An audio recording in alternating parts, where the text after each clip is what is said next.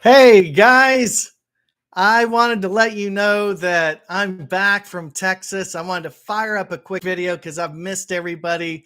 So much has happened in the last 5 days since I took off. But one of the most exciting things is about to go down this afternoon, and I've got my two drivers here.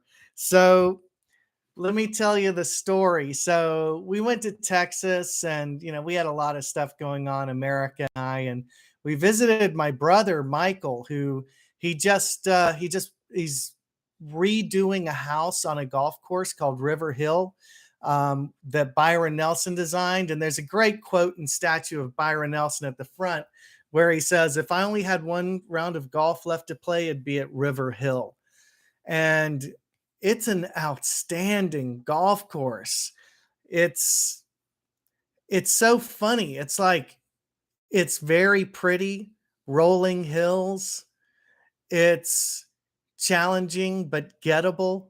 It was like the perfect blend of difficulty and ease.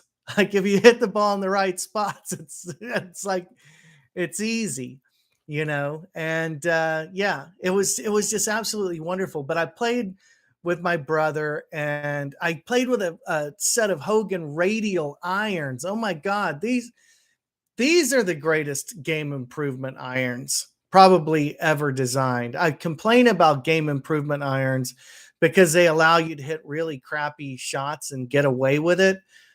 The Hogan radials are blades with a low center of gravity.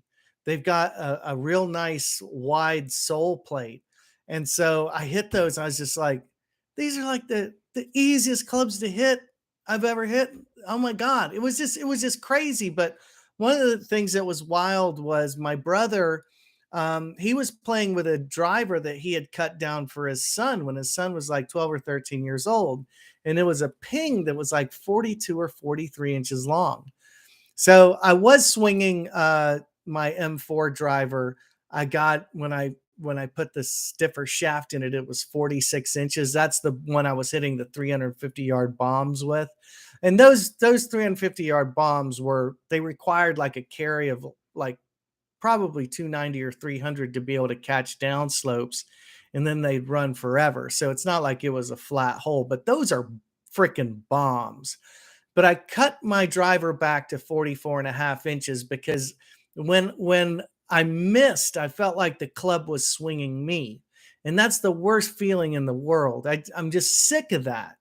I'm I'm just in a new place mentally, and I'm tired of not being 100% in control. So anyway, I hit this ping driver on the last hole and made birdie. I just hit a drive just as beautiful as could be. Probably, it's not as long as a long driver, but I hit the ball plenty far. Now, this is the important thing I want you to know. The average scratch handicap golfer in the United States hits the ball how far? 250 yards off the tee.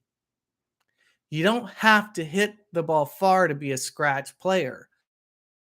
Okay, it does make the game easier, but always seeking distance and hitting balls into trouble is a problem. I'd say probably half of my bogeys or worse, I'm out of position off the tee, and my brother, who's a really great golfer, my oldest brother, he's like, tee shot's the easiest shot to hit.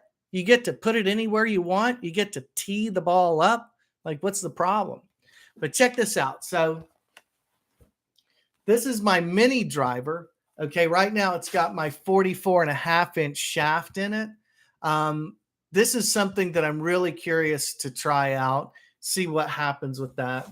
And this is my M4 gamer driver with a 43-inch shaft.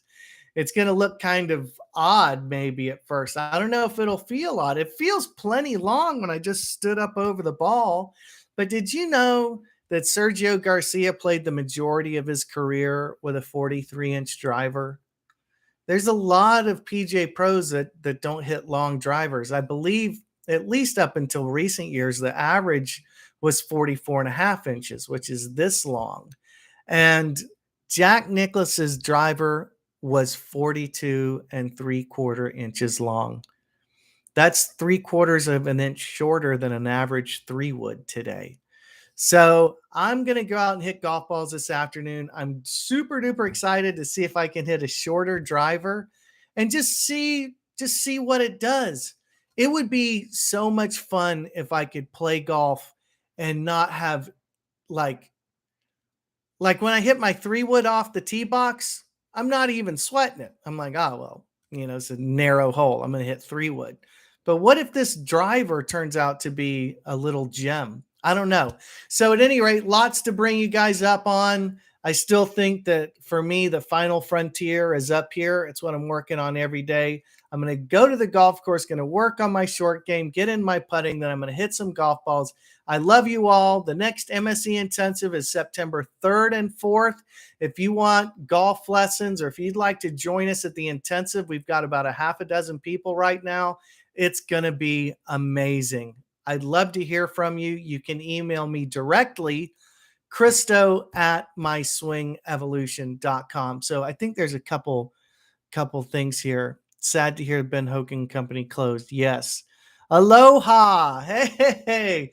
One of my students that I'm working on with keeping ahead of your a steadier head, excuse me. He's got the over the top miracle swing. I'm like, you just got to keep that head steady. The motion is dynamite, but that's very important for delivery of the club head.